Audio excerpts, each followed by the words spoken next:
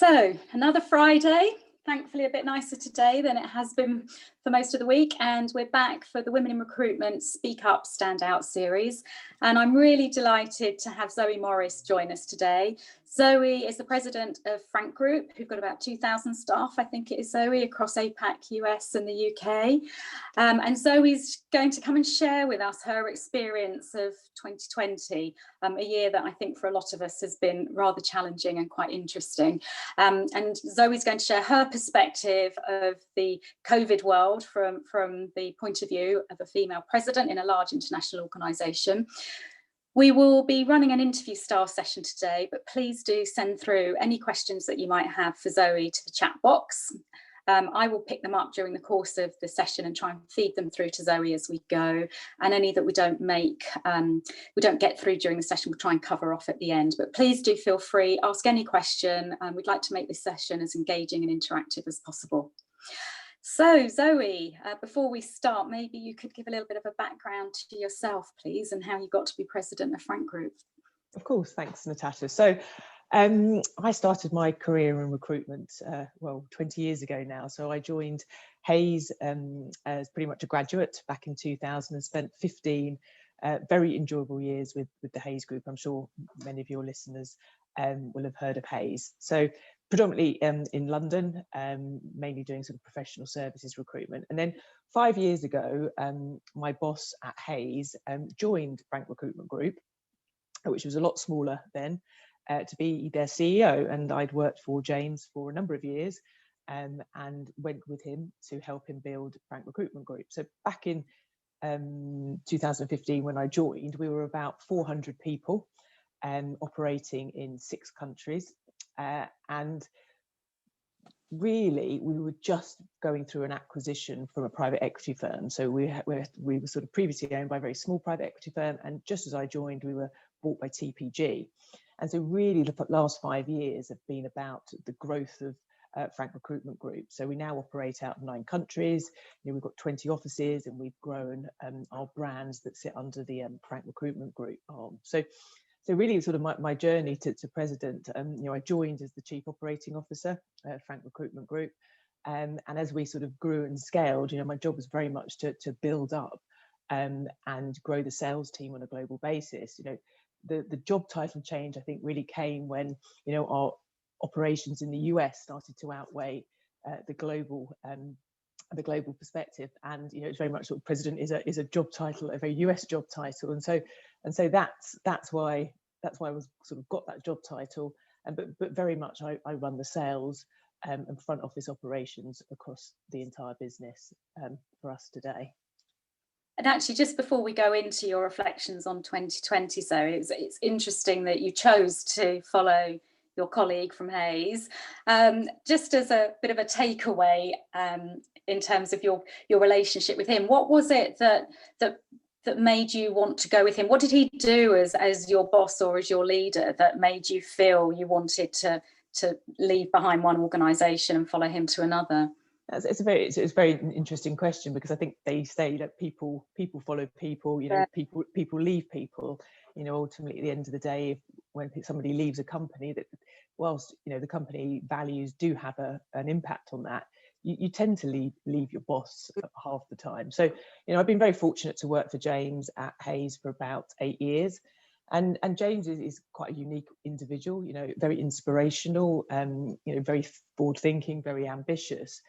And I think I've just always really respected him. But I think one of the things I've really respected him is he's always given me freedom to do what I want to do in the job. He's put an awful lot of faith and trust in me, and supports me and backs me 100%. And as an individual, I don't think I've ever heard him in the sort of 10, 15 years I've worked for him sort of ever say we can't do something, or he's worried about something.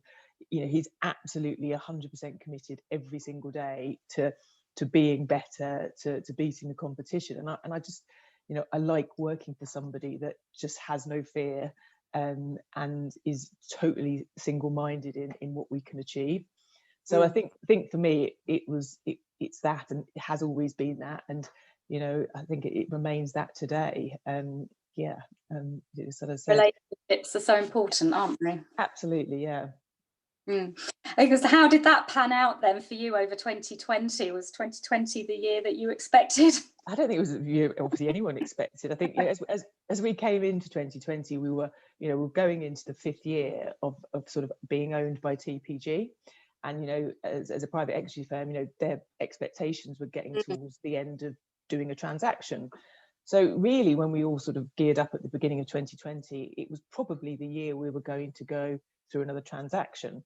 That was the expectation from TPG. So, I mean, that couldn't have been further from the truth. It wasn't just, I suppose, the challenges within the business, it was the direction of the company that was going to take. So yeah, so obviously we didn't go through a transaction. You know, we are, you know, it was more about safeguarding the business, and it changed overnight. And I think probably a lot of people, up until the point where it really sort of hit home, were probably just sort of hoping it would never get to the UK, or, you know, obviously our colleagues in APAC were dealing with this, you know, prior to it coming here. So I remember talking to the guy that runs the Singapore office with him, and he was dealing with it all by himself. And I think, you know, maybe blindly, or maybe just with sheer sort of optimism and hope, we thought, well, if we can sort of contain it there, and it won't come here. And then, you know, obviously pretty much overnight it arrived. You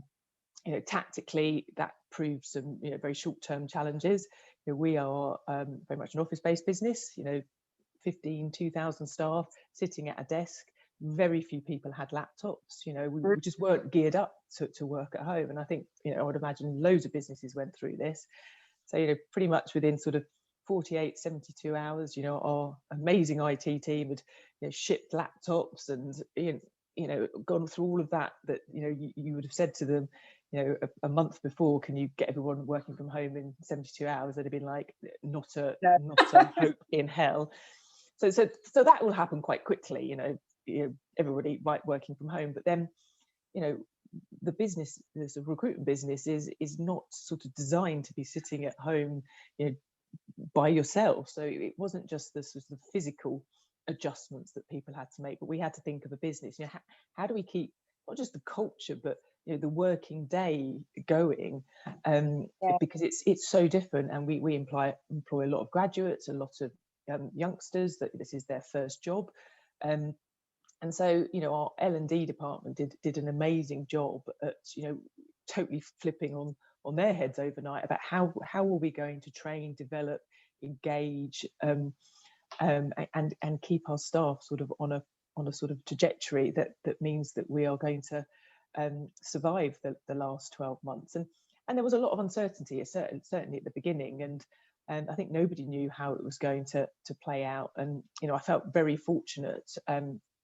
that we worked in the sectors that we do work in. There were sort of IT, cloud technology recruiters, which fortunately, you know, is really robust in the environments that we work in. You know, I can only imagine what it was like to work in sort of hospitality recruitment or construction and property, because that sort of just fell away literally overnight. So, you know, I do feel fortunate. You know, we had a challenging time, but, you know, it certainly wasn't as challenging as many other industries I know. And also, you know, the challenges our customers faced. It's you know, you've got your internal piece around your own staff, but, you know, you've also got this, you know, this massive audience are looking for support as well. You know, they equally, no one had a blueprint of how this was going to work.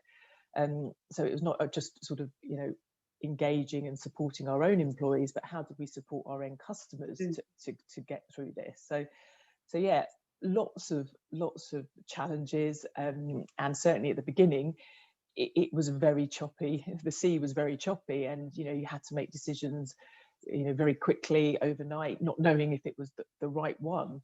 But I think, you know, sort of after the first 3 months, I think, you know, people got into a bit of a sort of a stride, and it settled a bit. But those first 3 months were really interesting, and, you know, juggling balls that you never thought you'd have to juggle, and a lot of the things and the plans that you had for 2020 that you sat down and agreed at the beginning of the year were almost just obliterated and just dumped in the bin, and it was right, we need to focus on the task in hand. We've had somebody flag up to, actually, you and I were talking about this before we started, but there has been a question that has come in to say, was the challenge different across your different geographies? Yeah, absolutely, and it remains different today. I think, you know, one of the challenges was obviously everyone was on a different sort of timing. You know, as I said, sort of our APAC business, we have an office in Melbourne and Singapore. They're much smaller parts of our business. We've only got sort of 30 odd colleagues in each of the offices. So, you know, managing sort of that on a smaller scale is easier, and it feels more contained. And then it sort of, as it swept across Europe, you know, we've got sort of 400 people in the UK, and we had about 700 in the US. So one of the things was the timing. And I think as it got to the US, I think we were probably more equipped to sort out the practical elements of, you know, getting everybody working from home. But, you know, interestingly, you know, culturally, you know, everybody dealt with it very differently and is dealing with it very differently. And I think, you know, probably previously we knew we had a very culturally diverse business. We have 54 nationalities across the globe, but I think it's this last year has really amplified those cultural differences and how people and how cultures deal with this differently. I think I was saying to you earlier, it's like, you know, our Europeans on the sort of on the continent, you know, very much are, you know, pretty much back in the office, you know, up to capacity levels, and, you know, where they're allowed to be, and are very sort of, you know, keen to get back in. Whereas, you know, I have our sort of US colleagues are sort of further behind the curve, and you know, the US has dealt with this very differently, not just our employees, but the entire nation, and it's had lots of other challenges in 2020 that it's had to deal with. So, you know, we've seen, you know, less of our employees in the US, you know, wanting to at the moment go back into the office. So yeah, definitely differences, and we've had to be very sensitive to those cultural differences, because, you know, different cultures, different styles, and I think you have to be sensitive to that, definitely.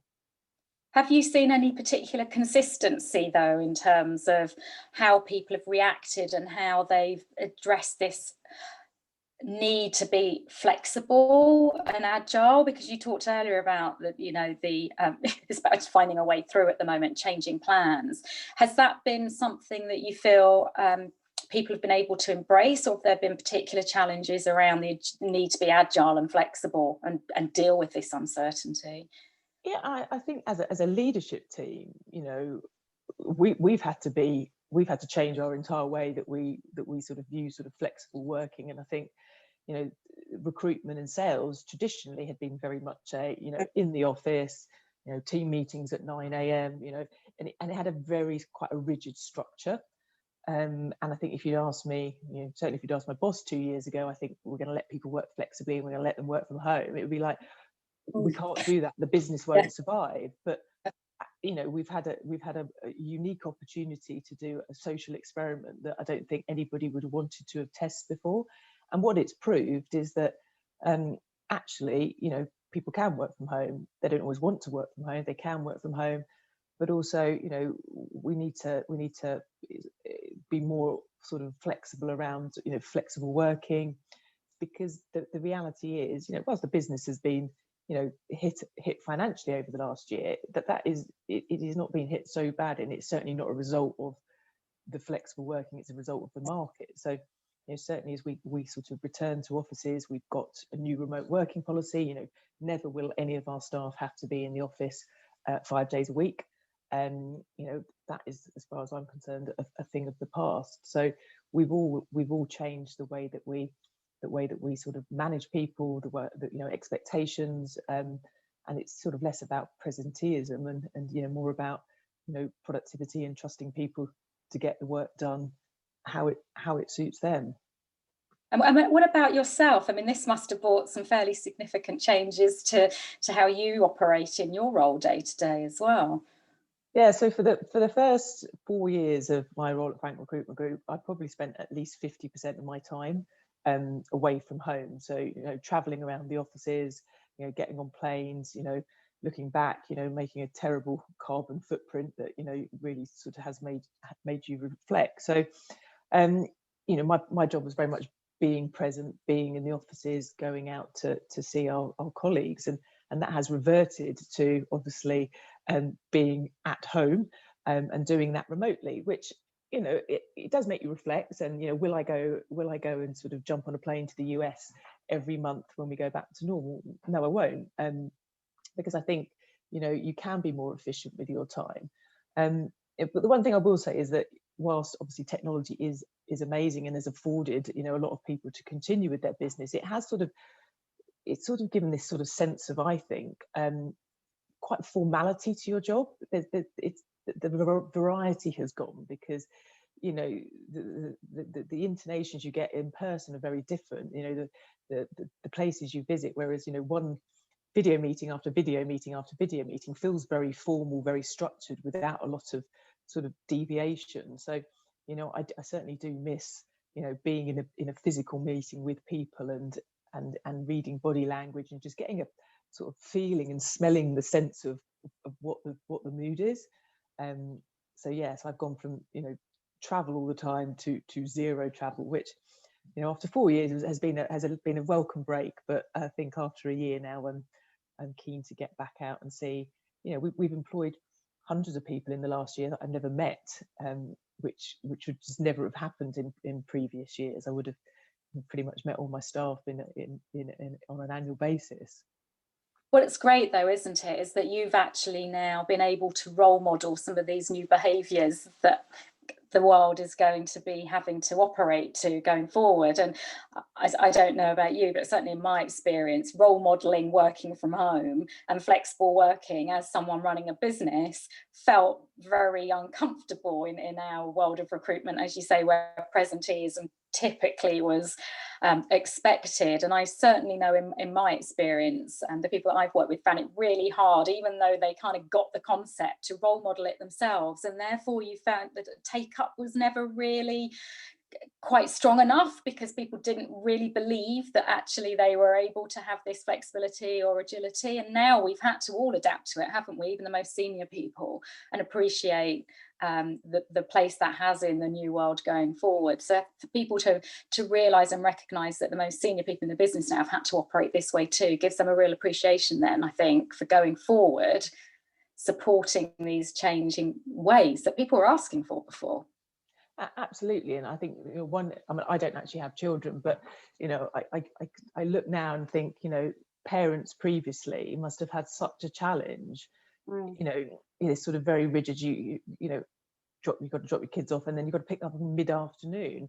Whereas, you know, now if post, when we do come out of this, employers are going to have a really tough time if they don't offer that kind of flexibility for parents to be able to drop their kids off at a normal time and go and pick them up, and then, you know, carry on with their work in the evening. And I think you're going to be in the minority if you can't address those types of challenges that we've all just been dealing with, because we've had to, and no one's questioned it. You know, no one questions if you're on a call and someone's got sort of two of their children running around. That's normal now, and I think that's a good thing, because it has been normalised, whereas previously it wouldn't have been. I agree. You've had a couple of other questions that fit quite nicely with where we're at, Zoe, and that is, which of your European offices are currently physically back in, and how have you decided which or what stance to take on being physically present in the office? So very much along government guidelines. So, you know, we've got a brilliant internal team, business continuity team that meets, you know, formally once a week, but, you know, monitors, you know, all legislation locally on a daily basis. So we're very much at the behest of, you know, what we can legally do. And then, you know, where we are in a legal position to open an office, we will follow guidelines around capacity. So currently, you know, our sort of office in Netherlands is closed because of the Dutch regulations, and likewise in Germany. In Germany, we've got an office in Berlin and Cologne. There are exceptions within Germany, a bit like in the UK. And if you absolutely cannot work from home, you know, and you can get sort of special dispensation to go into the office. So we probably have 2 or 3 colleagues that maybe, you know, are sort of struggling from a mental wellness point of view, that, you know, we would still allow to go into the offices. Our Spanish offices are currently open, but you know, reading the press and the news there at the moment, it's literally sort of day by day we're having to watch, and we might have to sort of close on a hairpin. And then our Switzerland office, which is quite a tiny office actually, is open, but for the most part it's sort of 50% capacity, with pretty strict COVID guidelines once you're in the office. And another question's come in off the back of that. Hello, Ollie, nice to see you or hear from you.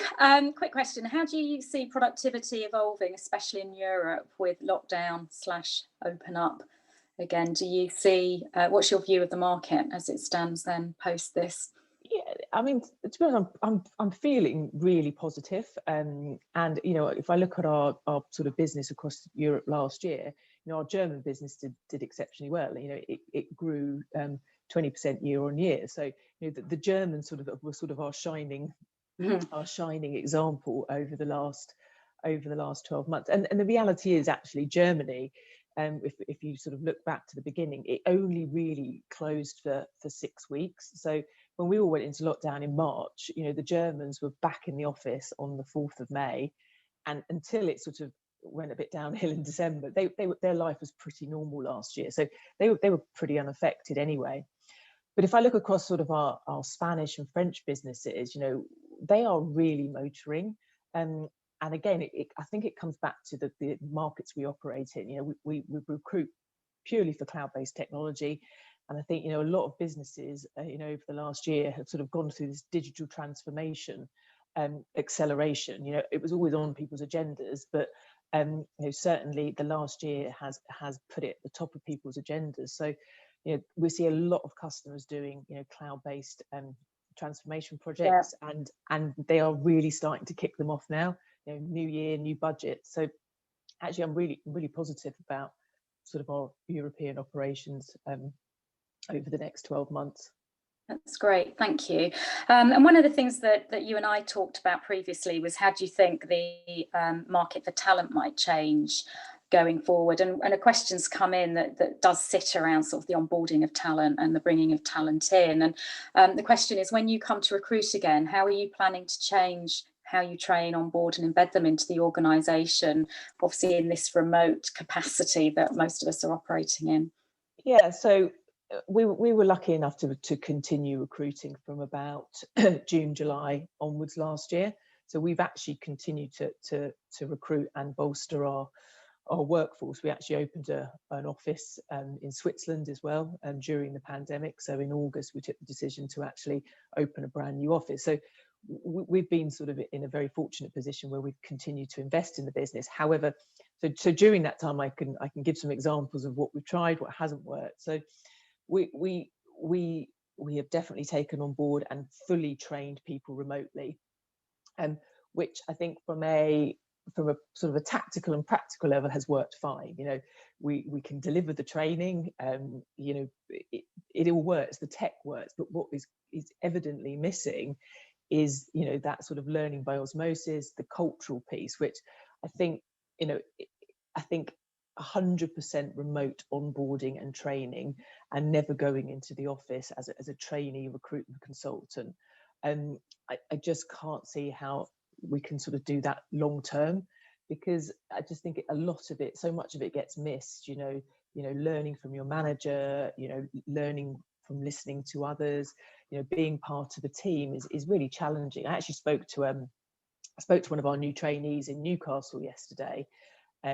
She'd been with the business for 2 weeks, and had a chat with her, and you know, she's sort of got no reference point. You know, she's sort of listening to all her training, putting down the sort of the Zoom call, and then off she goes to pick up the phone to somebody, and then at the end of the call she's like, I don't know if that was good, if it wasn't, or so, you know, I really sort of felt for her, because I was sort of trying to say, look, you just get through this, and once you get into the office, it will make sense.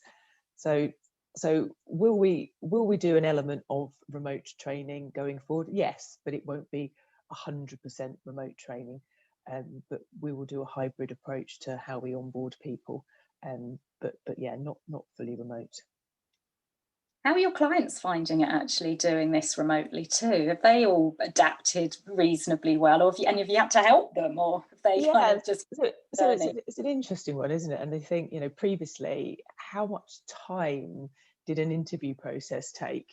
Trying to organize diaries and room bookings, and as a recruiter, sitting on the end of that, sometimes some of these large organizations, it was like going through treacle, wasn't it, trying to line them all up. And again, if you'd said to a client previously, right, you can only meet this person on video, and you've got to make a decision after a couple of calls, and they might not be living anywhere near your office, it would just be no. And and I think, again, to start with, clients were still, the first 3 months, it's like everyone just sort of really stuck their feet in a bit and didn't really want to, kept waiting to think, like, I can meet this person, or I will wait. But businesses had to go on. So I think clients now can see the efficiency of this video interview. I think it will always go back to, at some point, where possible, a client will want to meet somebody in person, and that's understandable. But I think we'll be able to speed up the process. And I think that's another thing that two things I think clients will have to adapt to. One is this, actually the talent pool is going to be bigger in some ways, because they'll have a broader geographical remit to go after. However, they're going to almost have to be quicker in terms of their selection, because certainly the markets we work in, we do a lot of work for Salesforce, AWS, Amazon, and all they're saying is the only thing that's going to stop them from growing is talent. So there's going to be this sort of war on talent. So customers are going to have to sort of go quicker in terms of making decisions. But it is interesting, and certainly, like, in Germany, where it's a very formal sort of interview process, in the end, after the first 3 months, it was fine. Everybody has adapted pretty quickly. So it's been good to see that we're all sort of rowing in the same direction. And how do you think, I think it's quite interesting now, as you say, the talent pools will open up, and my view is that it gives us the opportunity to think a bit more laterally around the types of people that we hire now. And I don't know, we're in a women's network here talking. I know we've got some gentlemen on the call with us too, but I think it's quite interesting how the new world might create more opportunities for some of the women in the industry. As you touched on earlier, there might be more flexibility now to support women having careers and manage their world a bit more flexibly in terms of time. And I guess it's one of my hopes that I certainly think it's not just women that will benefit from it, but when we think about women in recruitment, particularly in an industry like ours, where being in the office has been so important, hopefully now some of us that have got those constraints, whether they're caring constraints or responsibilities outside of work, can actually start to manage and juggle things a bit better because of this newfound way of working. And like you say, even if you don't go into the office, some of these jobs that we do can be done from home if you're the right person, managed by the right manager.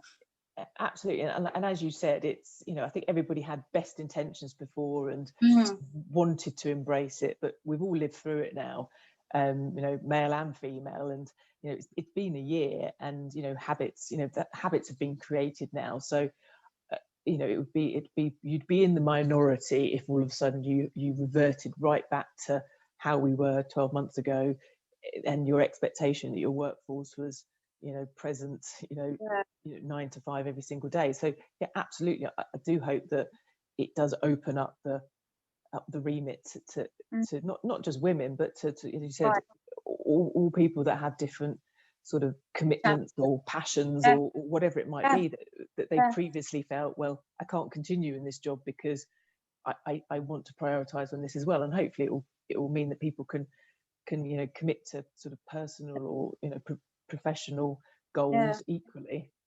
I think our industry is never, I speak from my own experience. I'm sure there are some companies that have done really well with this out there, but thinking about how one hires people with disabilities who would have in the past found it really hard to get into some of our offices in the centre of cities and navigate their way through. I certainly think that there's a great opportunity for technology now, as we found it, to help support real diversity in hiring and opening up the talent that we do bring in.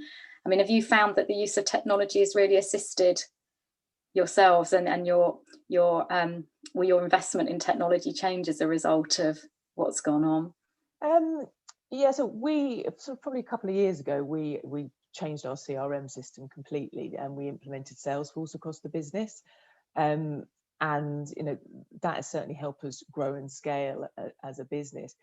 And during the last 12 months as well, we've made quite a lot of changes around the technology platforms and how we interact with our customers. So actually, maybe not a direct answer to your question, but I've certainly found that the last year, not only has it been a forced experiment on working from home, but I think it's given us the opportunity to try things out that previously we'd have been too worried about missing a month's budget, whereas the budget went out the window pretty much in March, and everyone was almost given a bit of a free pass. And I think we've used that time really well to do different things within the organization. And one of the things we put a lot of focus on this year is our diversity and inclusion strategy. So we'd always had one, but I think it really gave us the opportunity this year to really embed that. There was obviously, our employees in the US, there was a lot of challenges over the last year that really came to the forefront. So we've now got a very global and representative steering committee that meets on a monthly basis around diversity and inclusion. And that's something that we've really embedded, not just from an internal perspective, but externally as well. So I think the last year has afforded different lens and perspective on what we do as a business. And when you and I spoke previously, we were talking about how we had to have a different approach to employee engagement as well, and how keeping connected and feeling part of the team and belonging was obviously a challenge. How have you tackled that? Yes, so as I'm sure, like the recruitment industry is so much sort of born around social sort of relationships and that sort of camaraderie and the office environment, and take that away, for certainly the sort of the demographics that we employ here, we had to make sure that we were engaging people and creating not just looking after the culture, but people's wellness and mental well-being, and we've come up with some loads of initiatives this year. But I think one of the things I want to say is I've been amazed at how resilient and how tough our workforce have been, and we've done so many sort of global things over the last year, and the videos and the photos, we've got a really fun bunch of individuals. I think that's really come through. I think you've had a much more of a personal insight into people's lives that you possibly didn't get before. But some of the things we did, I mean, as a board back in April, we created this initiative called Buddy Up with the Board. So we're 12 board members that predominantly sit in the UK, and it's like, well, what can we do? What can we do for our employees? And when you can't take them for a drink, you couldn't really do anything. So we came up with this initiative that every single week, all of us will give 5 15-minute slots to anyone in the organisation to come on a video chat, and basically the agenda is theirs. So if they want to talk about sport, if they want to ask you any question about the business, if they just want a general chat, and that's been going for coming up to a year now, and it's been brilliant, I think, from both sides. I think it's given our employees the opportunity to feel they can speak to the CEO, but also I think it's given us a real insight into how people are feeling, and you pick up a lot of things that I think we wouldn't have seen or heard had we sort of not been able to do that. We just launched actually yesterday our global wellness challenge. So I think wellness and mental health is, I think the beginning of it all, it was right, how do we keep people fun and motivated? And then I think this mental health piece has really started to rise to the surface over the last few months, and I think it's been really challenging for a lot of people. So we were doing this global wellness challenge, and as a sort of an entire business, we are going to walk from our Irvine office, walk, run, swim, whatever you want to do, virtually, from our Irvine office in the west coast of America, right around every single office, stop in for a video sort of chat in 50 days. So it's like leaderboards, and there's everyone's in a team, and trying to sort of bring the entire business together. And then, as you would expect, we've had virtual sort of year end and Christmas parties. We've got a brilliant employee engagement team that have been producing something that we call the Go Beyonder, which is basically an internal magazine on a fortnightly basis, which is meant to be fun. It's not meant to be business. It's pictures of people's pets and things. We've got a resident yogi in our US business that on our Wellness Wednesday every week she does some yoga with the business. So we really try to make sure that from a mental and well-being point of view, people are engaged, and that there is a sort of an open policy for people to talk to not just their direct team, but to the leadership team as well. I think we've become a bit more human through this whole period, haven't we? And as you said earlier, children, cats, dogs appearing on screen, and it feels that one of the positive things to come out of this is an appreciation that we are actually all human beings operating in this world. We're not robots. We don't, we're all vulnerable. We're all people with emotion, and we're all different. And I think something that has come out of that is that sense now, a little bit more of an appreciation around the human side of us at work, which I think hopefully in time will really show its positive benefits on the productivity and outputs as well. Yeah, no, I totally agree with that. You're right. Sort of the human element, it's like you just sort of get an insight into people's lives just from being on a call with them, don't you? And which you sort of don't get when you're in the office. And I think it's positive. I think for all of the there's been obviously without doubt personal challenges and bereavements over the last year, but I also see a lot of positive for the environment, for way that you run your business, and this sort of sense of actually being more kind to fellow sort of humans. That's right. So we're just coming towards the end of the session. I'm going to just remind everyone, if there's anyone else that wants to ask any questions, please could you pop them through in the next minute or two, so we get a chance to put them to Zoe before she goes. If you had to, Zoe, conclude on any sort of key takeaways from your own personal perspective, lessons learned, what would you, in summary, share with the audience around your key takeaways from 2020? Wow, that's a big question. I think one of my key takeaways, and I sort of go back to this, is treating people as individuals. I think previously sort of businesses had and not all businesses, but you sort of sometimes you sort of put together something that you feel can be just whitewashed across an entire population. And I think there really are very individual needs and talents, and I think it's about taking the time out to make sure that you are really recognizing those, because I think a diverse workforce with different skills and different ambitions and attitudes is ultimately a more successful workforce. So I think it's about when you make decisions, it's not going to be right for everybody, and I think you need to sort of take a step back and take more of a sort of collegiate approach to running a team or running a business.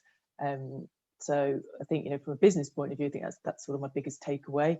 And I think personally, I think me personally, it's just sort of for me, I think I've done a lot of reflection this year, and not been sort of scared to sort of try new things.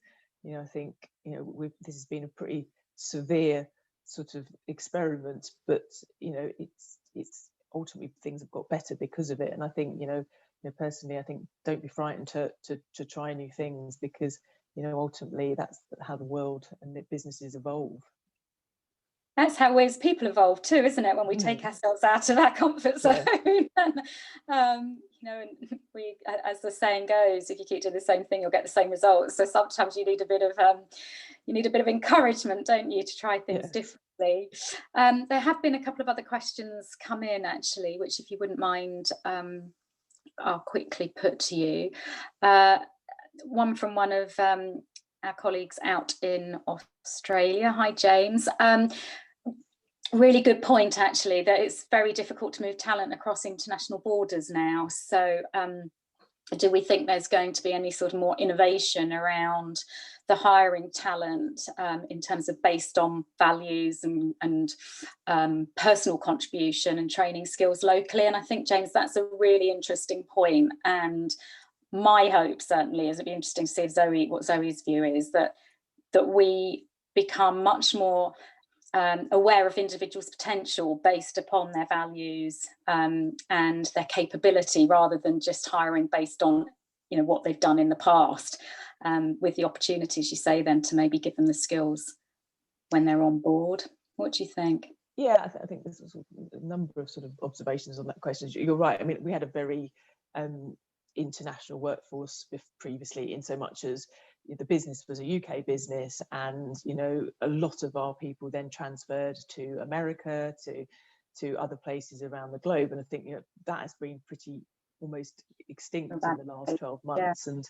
And so absolutely, from a, you know, a local talent, you know, we opened an office in Tokyo literally just before this happened, and you know, we had 6 employees set up to relocate out to Tokyo, and that hasn't been able to happen. So certainly, for instance, our Japanese operations need to think about, you know, how we hire local talent, and it doesn't have to be, you know, it doesn't have to be a Frank Recruitment Group person. You know, Brexit is, you know, we have European offices, but we also deal with other European countries where we don't have a local office. So again, we need to sort of think about how we you know, how we can sort of navigate through that. And then finally, one of the things we've been doing over the last few months is looking at our entire hiring process, and trying to sort of address some of this sort of diversity issue. You know, managers tend to recruit in the guise of themselves. So how do we sort of review our hiring process, that we can bring on people you know, based on their potential, and not because of a sort of predetermined culture fit for a team. So it's definitely something that on lots of different sort of agenda points that is, you know, we are looking at the moment. Yes. Great, thank you. And then final one, that's probably quite a nice one to end on. Top tip for positivity at the start of the day. I'm a big exercise person, so it's certainly, you know, previously I used 3 or 4 times a week, but now unless I get out first thing, I can't seem to get myself going in the morning. So even if it's just like go out and do a sort of a half an hour run, but it's certainly not the first thing I want to do when I get up. But when I get back from it, I feel ready to start the day. So I think, you know, just getting some fresh air and just being outside, wind, rain or shine, is a game changer for me. I'm with you on that one. Yeah. Zoe, it's been wonderful to chat to you. Thank you so much. And I'm sure you'd not be adverse to people connecting with you on LinkedIn if they felt they wanted to engage further with you. Absolutely. Great, thank you. And thanks to the audience for joining us again today. We haven't got a session in 2 weeks' time because it's half term here in the UK, but we're back on February the 26th. I hope you have a fantastic weekend. I think there's more snow predicted for most of the UK, so maybe we'll be back out there. It was a welcome break last time and change to routine, so I'm quite looking forward to that if we do. But lovely to see you all. Zoe, thank you. It's been a pleasure, and I'm sure we'll welcome you back again another time. So have a great weekend, everyone. Bye-bye. Thanks, Natasha.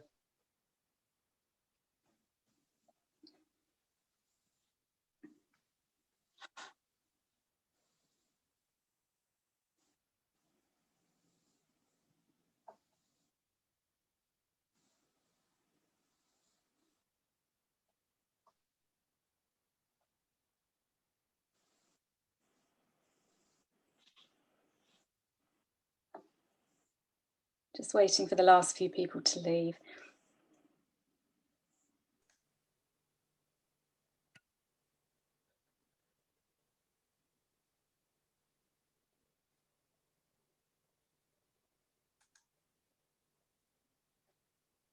Just a couple more.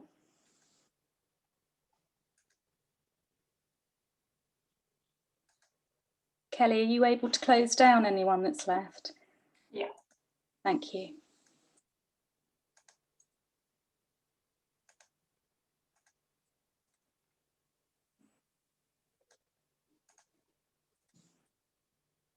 Great. We good? Mine's did your attendees say 1? Yes, it does. Yeah, I think that's because Lisa's still on. I've got 2 Zoes, so I think I've come back. Sorry, I didn't realise there were still audience members, so I was off video. Yeah, thanks, Zoe. Hope that was all right for you. It was. Yeah, no, it's great. I hope it was all right. That was sort of what the general format was. Yeah, So. yeah. Just I know the questions were slightly differently framed, but it just felt a bit Oh more no, that was fine. good. I hope they got some stuff out of it. I didn't realise that was James Liley. He must be out very late in Australia. Yes, I know. I suspected it might be. Nice to see that he's supporting his